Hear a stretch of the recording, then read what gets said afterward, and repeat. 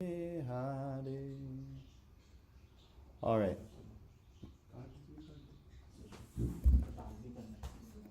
So it's somehow a very complicated morning.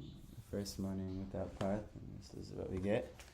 But what can be done? We have to go on as is, somehow or other. One person should hear Srimad Bhagavatam. I don't know why it's taking 3 people to cook breakfast.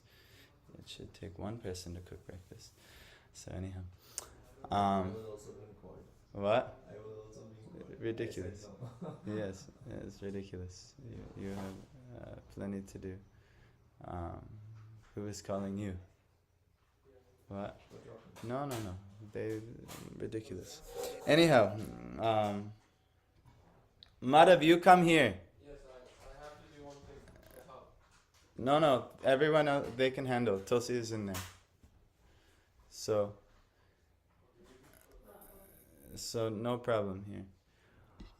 All right. Srimad Bhagavatam. Let's go. We have been talking about the qualities of Emperor Parakit. He is a great devotee of the Lord. He has so many good qualities.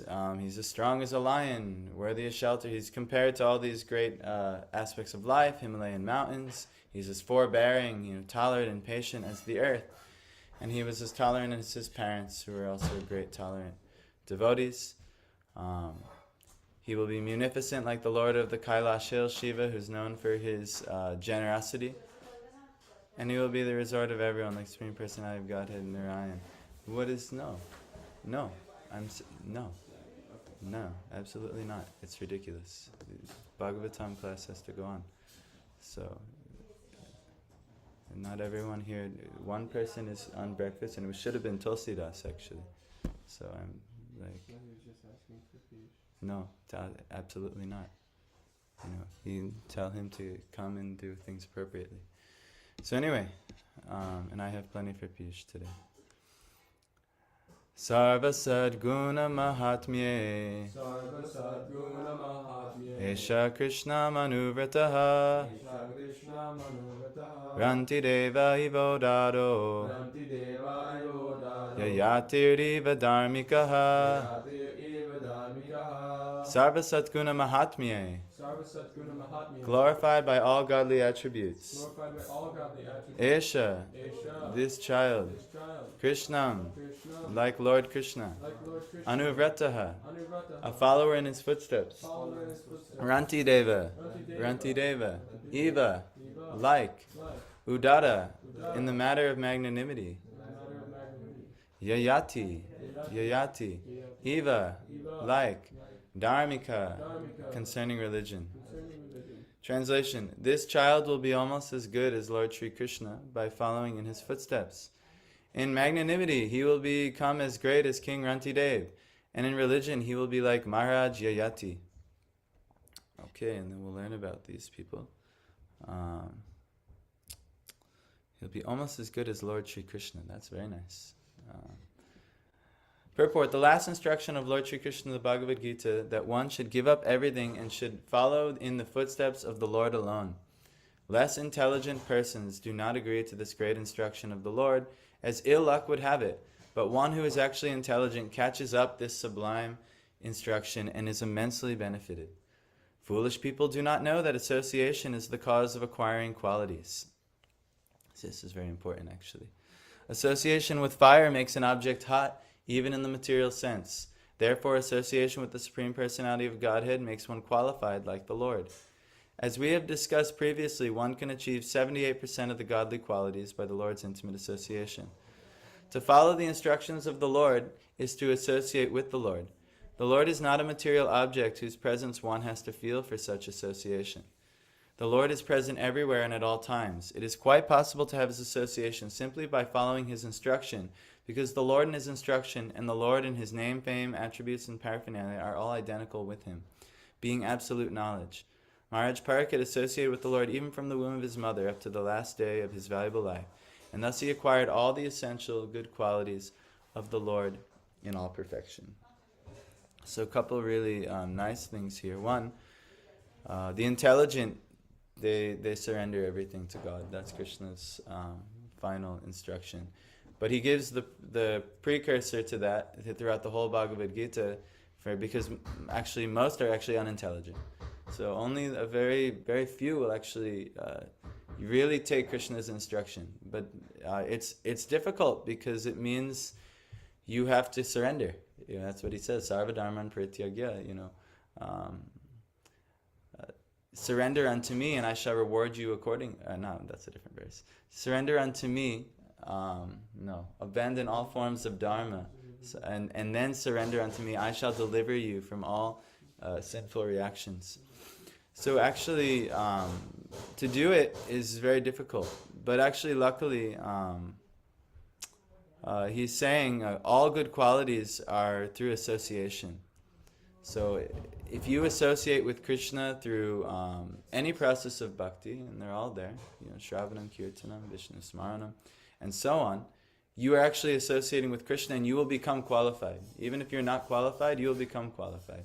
Which is why every day we're here trying to associate with Krishna by chanting his names, singing songs to the personalities who have surrendered to Krishna, singing songs to the Lord, chanting the Lord's name, hearing the Lord's instructions, because he's not separate from that. So just by hearing, like the Bhagavatam, even though we're shrinking in number here, just by hearing the Bhagavatam, you'll actually, just like iron is hot, by being placed in the fire, you will become spiritualized by being placed in the Bhagavatam. And I'll become spiritualized by just trying to recite the Bhagavatam, just to read what Srila Prabhupada, the Acharya, has written.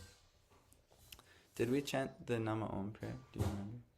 Nama Om Vishnu Padaya Krishna Prishtaya Bhutale Shrimati Bhaktivedanta Swami Nitinami Namaste Saraswati Devi Gaurvanik Charni Nirvisheshin Vari Vashadev Teshatarni. So anyway, the Lord is not a material object whose presence one has to feel for such association. You can actually associate with the Lord.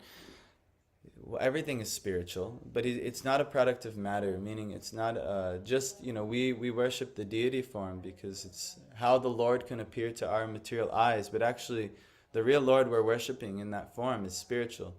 So actually, just by associating, even when you're chanting his name, it's a spiritual connection. It's an internal connection.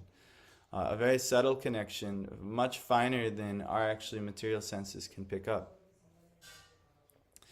So anyhow, associate with the Lord, associate with the Lord's instructions, his name, his fame, his attributes, and paraphernalia. This could all be discovered in the Bhagavatam, and then even many other spiritual literatures about him.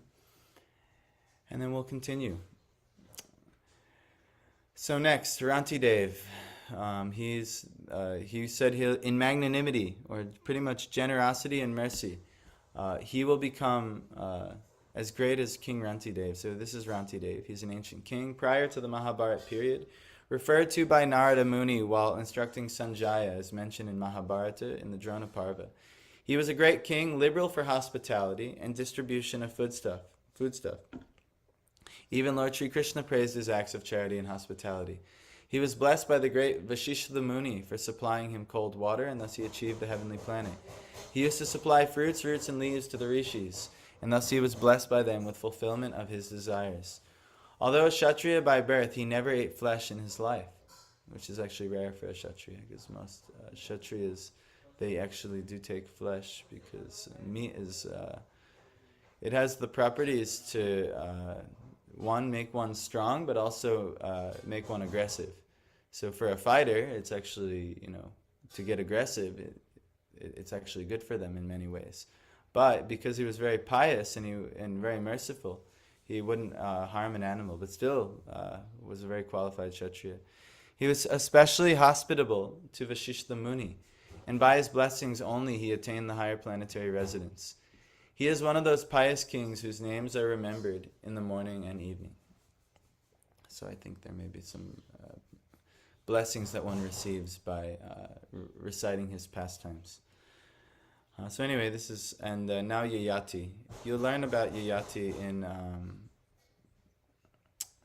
in the Bhagavatam itself later on.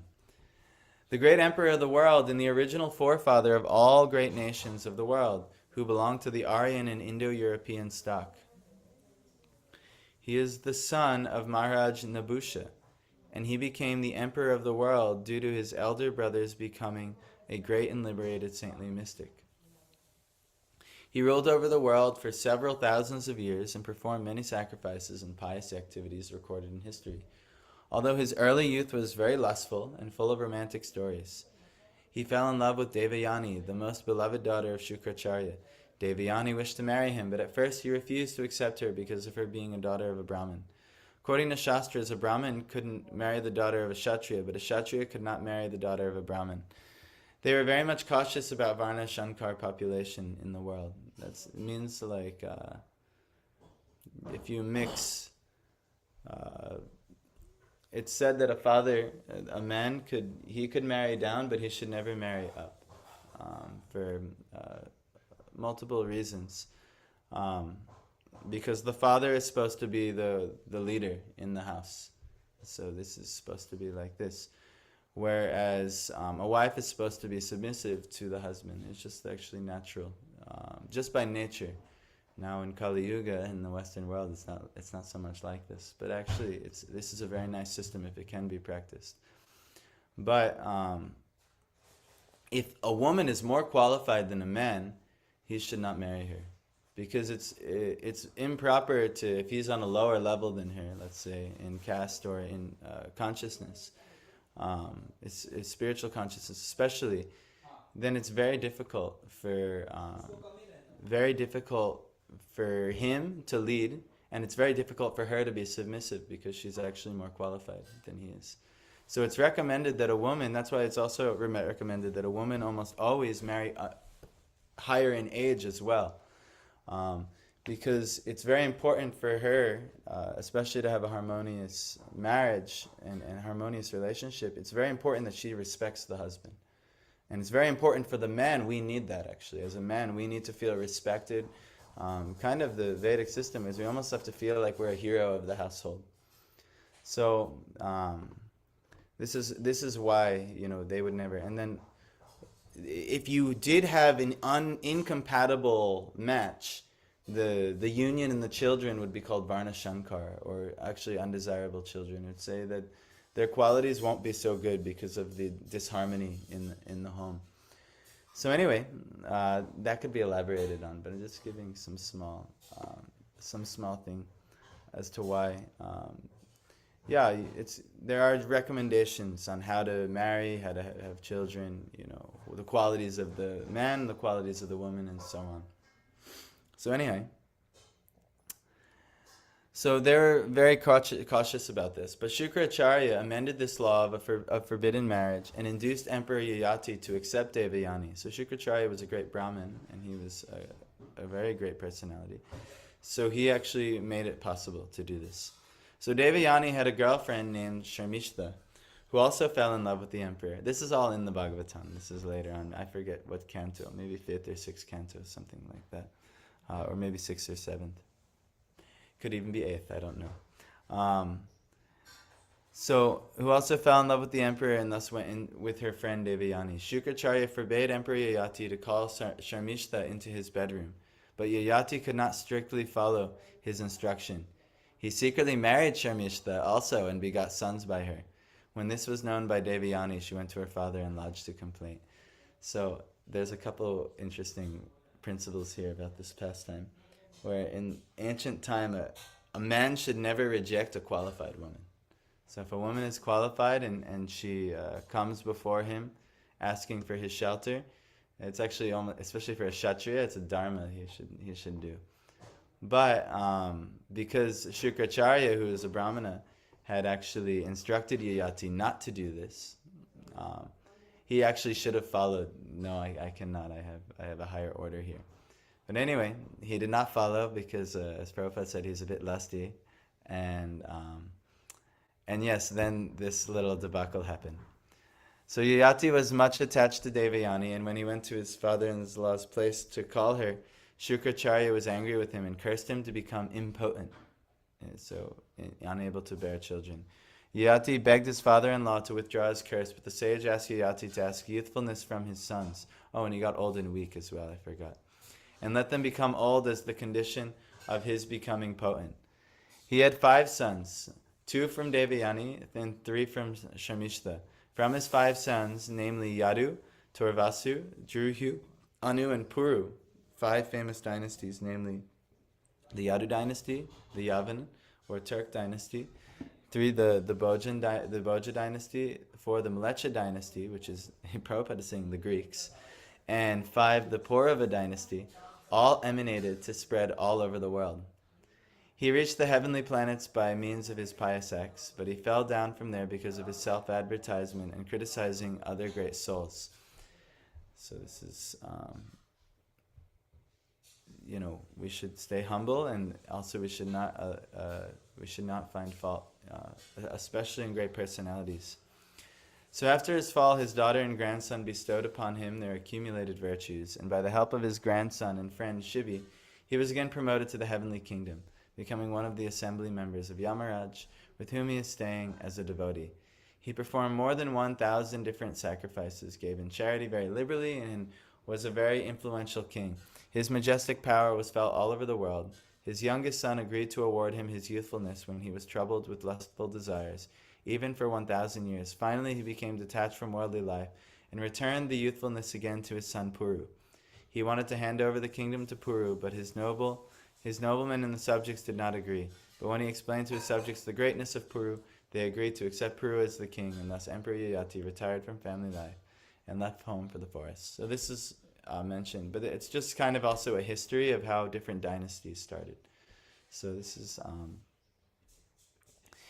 just some interesting histories. And, again, it kind of sounds like fantastic. There's curses. Now he's old. He got cursed by a Brahmin, which would be like a mystic person who could somehow use a type of like magic on. So these are ancient stories, just like in all the Greeks and Roman epics, they had ancient stories.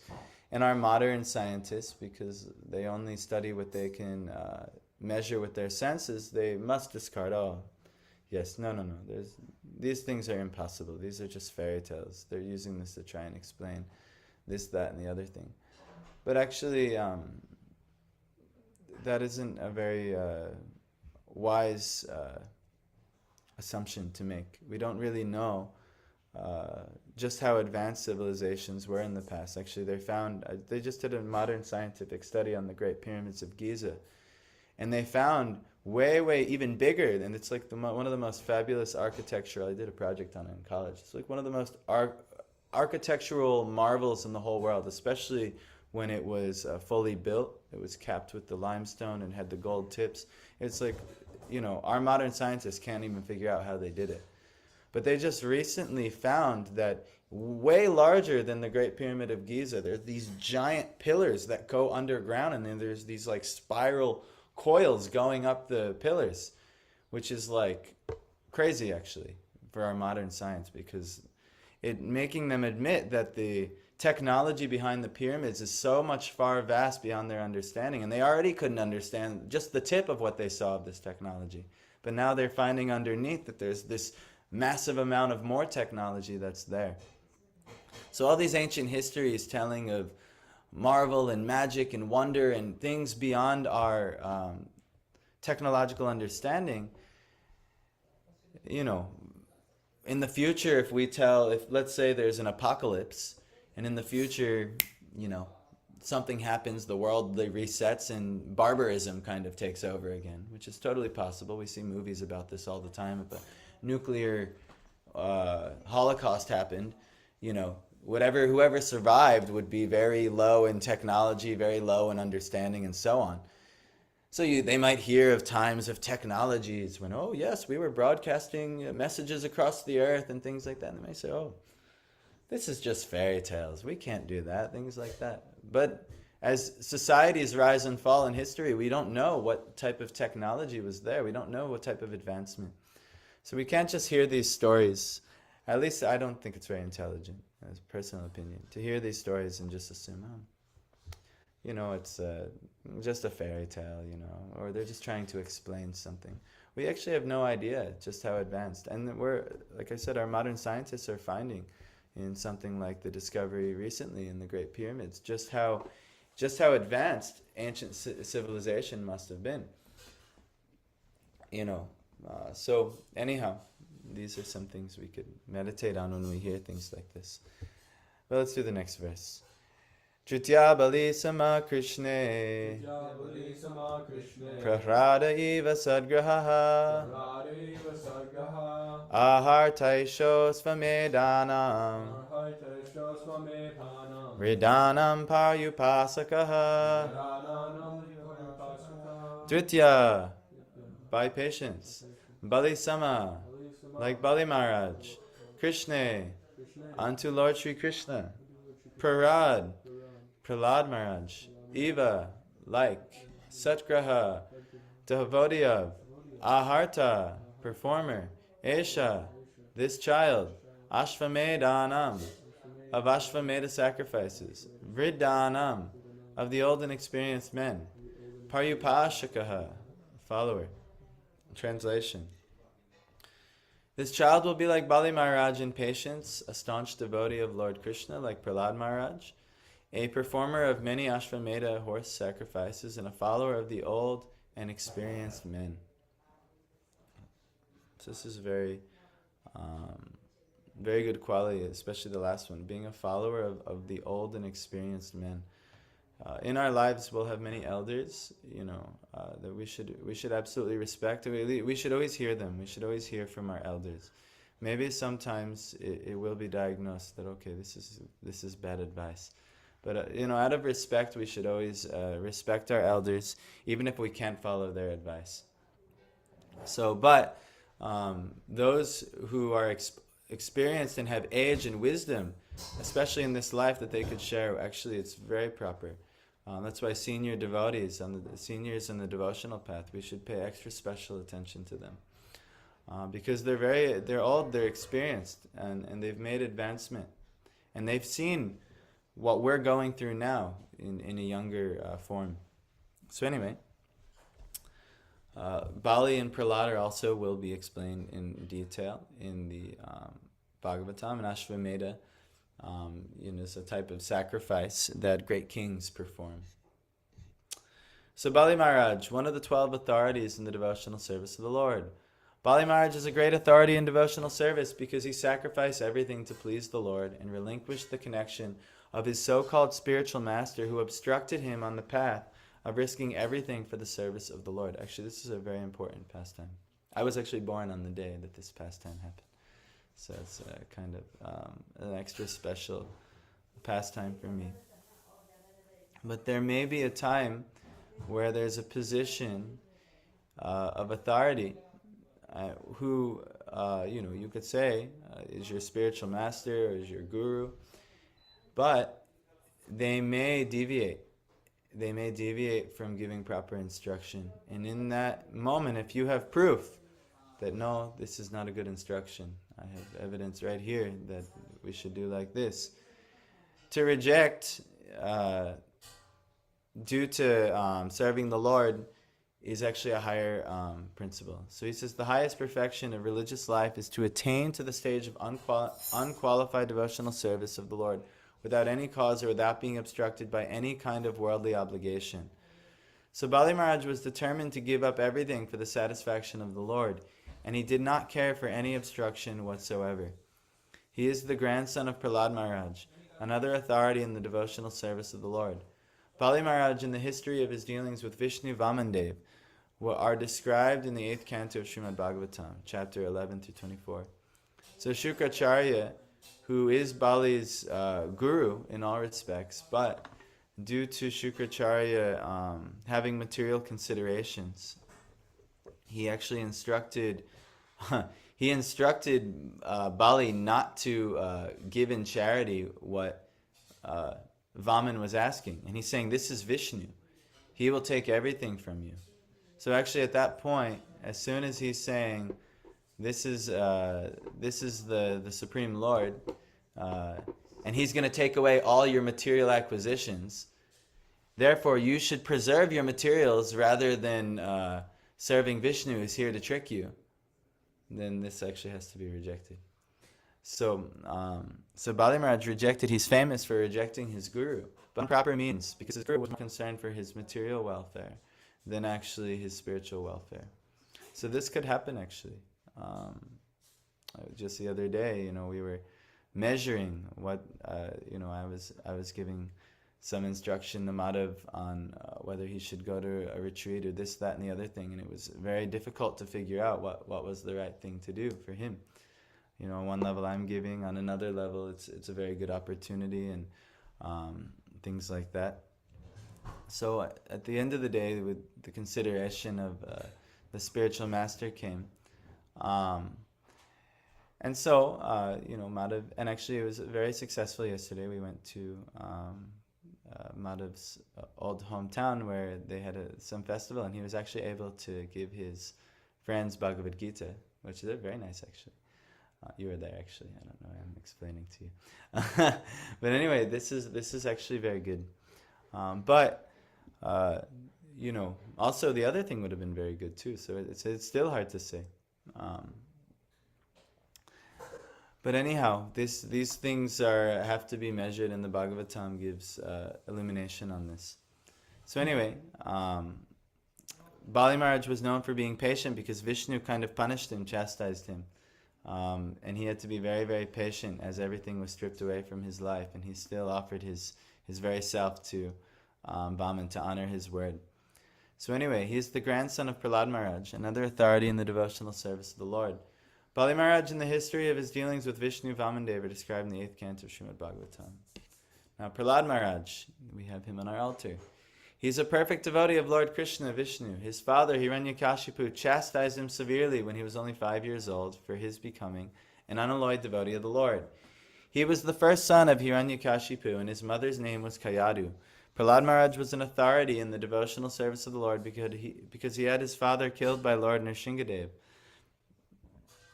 setting the example that even a father should be removed from the path of devotional service if such a father happens to be an obstacle. This is very difficult. I haven't done this in my life, but there's definitely a shift had come in my life where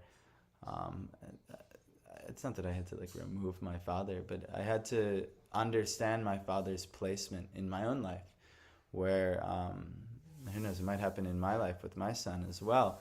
If I can't rise to the highest levels of offering him devotional advice, which is only a very pure personality can actually do like this,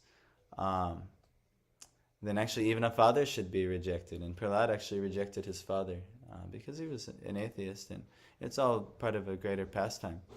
But these two things, both the guru, our teacher, and father, if their basis is not the Supreme Lord, actually it's Bhagavatam principle to reject, and to know when to reject. And you see this in your life.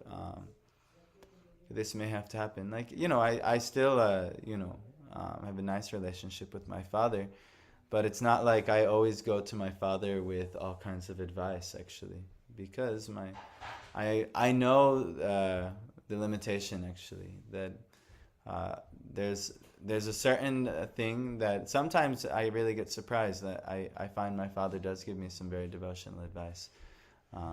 But I've also found the other thing to also be present, and I've had good evidence that this is not good advice. So we have to always be weary, even of people in position. So these pastimes happen because they're didactic. All the Lord's pastimes are meant to teach us a greater thing. So if we study the Bhagavatam, actually, we can know this thing. So anyhow, he had 4 sons, and the eldest son, Virochan, is the father of Bali Maharaj, mentioned above. The history of Prahlad Maharaj's activities is described in the 7th canto of Srimad Bhagavatam. All right, let's keep going, Piyush. Rajarshinam janayita Shasta chotpatagaminam Nigrahita kaleresha Bhuvo dharmasya karana Rajarishinam, of kings as good as sages, Janayita, producer. I'm seeing one of the words. I just can't believe that's part of it. But anyway, Shasta, Shashta. chastiser. Cha, Cha. and Utpatagaminam, Padgamina. of the upstarts. Yep. Nigrahita, Nigrahita. molester. Molester. Kale, of the quarrelsome. Esha, this. Bhuva, of the world. Dharmasya, of religion. And Karana, on account of. I have to see what is molester about. This child will be the father of kings, who will be like sages, for world peace and for the sake of religion. He will be the chastiser of the upstarts and the quarrelsome. So, to molest, traditionally the word meant to be like to bother, in kind of in at least America, the word molester, almost exclusively started to be someone who was sexually inappropriate, which could totally be a molester, but to molest me, it's like actually funny to even explain it. But it means to bother, Anyway, so the quarrelsome people of the world, but Prabhupada used like British English, so oftentimes you get things like this. So for world peace and for the sake of religion, he will be the chastiser of the upstarts and the quarrelsome. And he'll be the father of kings who will be like sages. So his sons will also be very wise and like sages. So the wisest man in the world is a devotee of the Lord. The sages are called wise men. And therefore are different types of wise men for different branches of knowledge. Unless therefore the king or the head of the state is the wisest man, he cannot control all types of wise men in the state. In the line of royal succession in the family of Maharaj Yudhishthira, all the kings without exception were the wisest men of their times.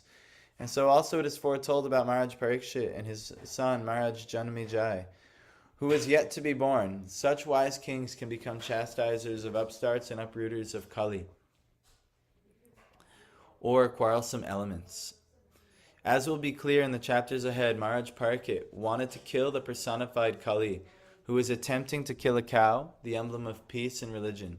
The symptoms of a Kali are 1, wine, 2, women, 3, gambling, and 4, slaughterhouses. So if these are the emphasis of people, which you are, if you meet any nice, I'm sure when you hang out with some of your friends, I just hung out with a lot of my friends at a wedding recently. And wine, intoxication, and women were like the two prime subjects of conversation.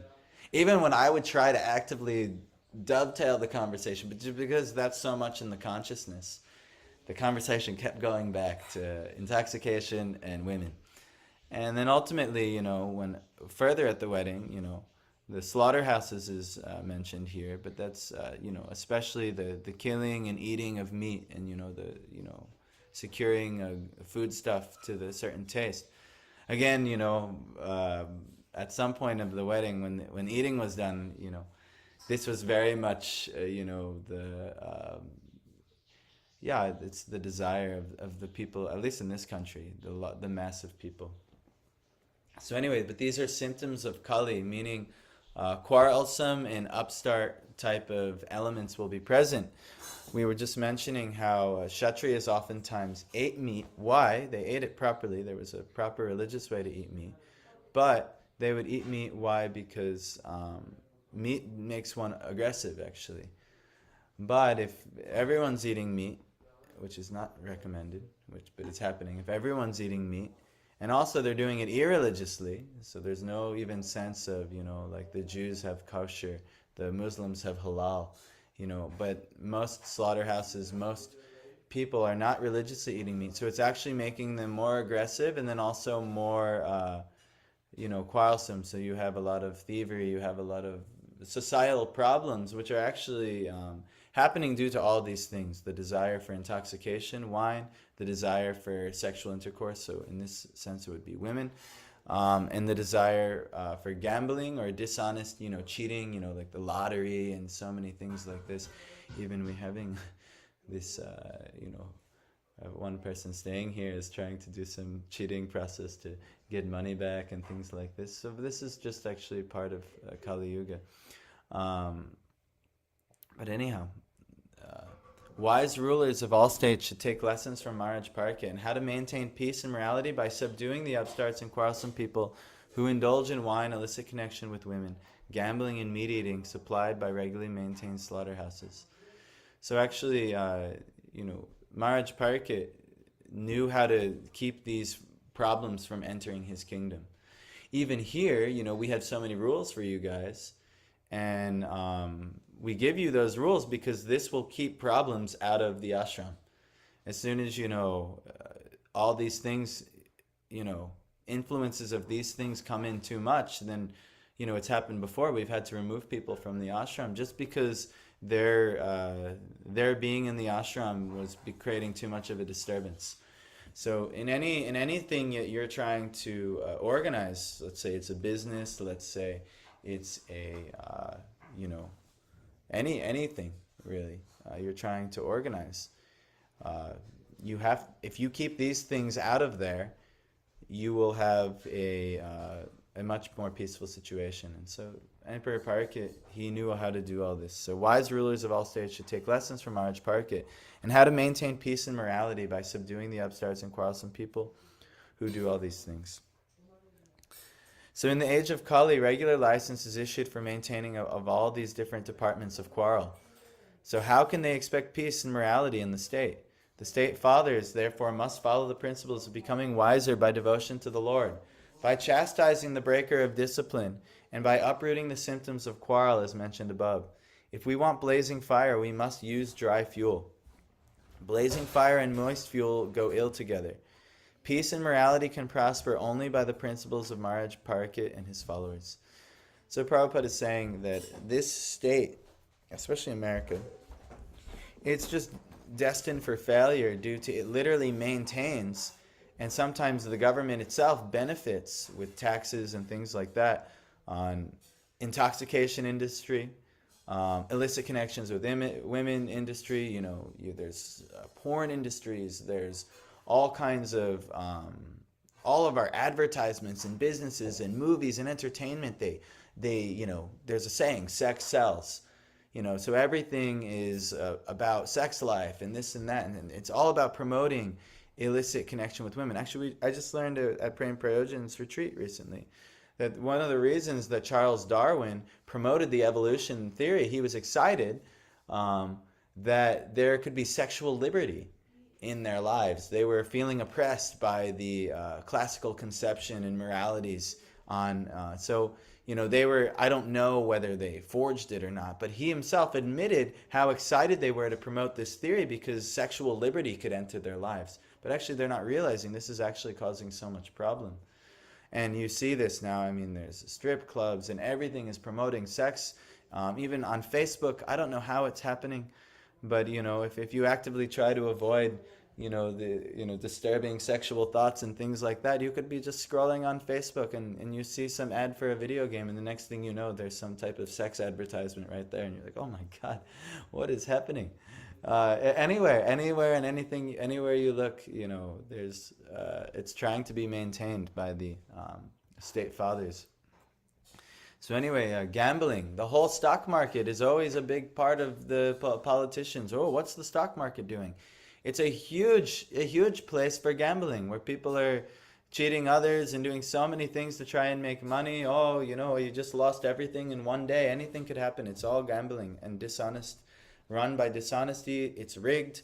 The insider trading is astonishing. At least American politicians, they make so much money from manipulating, creating legislation and things to manipulate the stock market. So it's a way that they gamble and make money.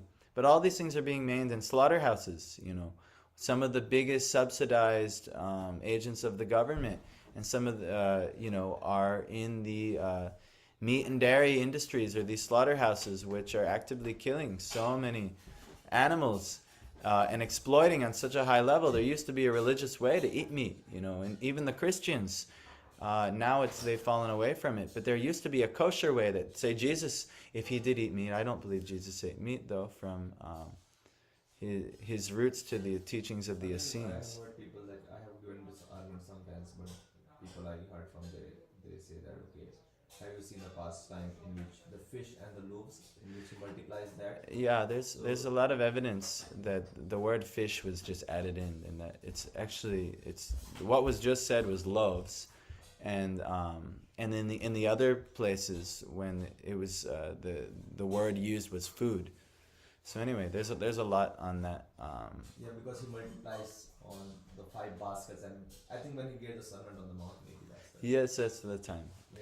So anyway, there's a lot of but there's a lot of evidence that there's no way Jesus being a practicing I mean, a they can't be scene. blinded by that. Okay. Well, God used to eat that. Yeah, so- but there's actually a sect of Judaism which actually all of the modern what's one of the biggest findings in the Judeo-Christian religion is actually the Dead Sea Scrolls. You might have heard of them. Yeah, everything that moves and crawls can be eaten. Something. Like What's that? In Old Testament, they mentioned that everything that crawls and moves can be. Yeah, eaten. they say this, but actually it's interesting. The Dead Sea Scrolls were a preserved set of Gospels from a sect of Judaism called the Essenes. Now, the Essenes are a very interesting sect of Judaism. They take voluntary poverty. They're actually like Brahmins of the Vedic culture. They take voluntary poverty. They live purely to serve others. And they actually, believe it or not only are they vegetarian, they're actually primarily fruitarian or frugarian, where they only eat like nuts, seeds, things that don't harm even the plants. But it's interesting, not many people know about them. But many people think, you see that Jesus oftentimes criticized the Sadducees and the Pharisees, which were the other two sects of popular Judaism in the area. But he never ever criticized the Essenes, and actually interesting, many people think that Nazareth was a city, Jesus of Nazareth, but actually it's because it said Jesus the Nazarene on his cross. But actually a Nazarene also is now thought to be a type of Essene, a specific type of Jewish practitioner who practices very rigidly, and they have different sets of rules that even say the most of Judaism does not follow. And one of those things is a primarily a vegetarian diet, or even in many cases fruitarian. So anyway, that's a whole nother thing. But basically, Prabhupada is saying here, we can never expect any peace or prosperity in these civilizations because they're maintaining the things that cause quarrel. There's a science to why quarrel exists. There's a science to why, and if these things are present, you better believe quarrel will be present, So in your own life, anywhere there's intoxication, get out. Anywhere where there's illicit connections with women, I mean, and that might be more subtle than you realize, and for women, illicit connections with men, or even you go to, like for instance, if you go down the street to a lot of the college houses and things, the men and the women, they're hanging out. None of them are married, but sometimes they live together. They're having some relationship together, things like that.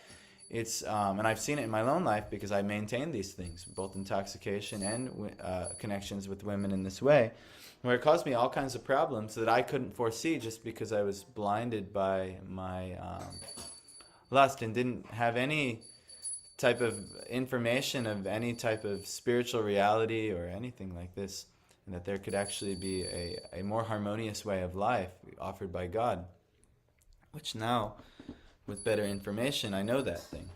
But anyway, but yeah, you see this, gambling, casinos, lottery, stock market, you got to watch.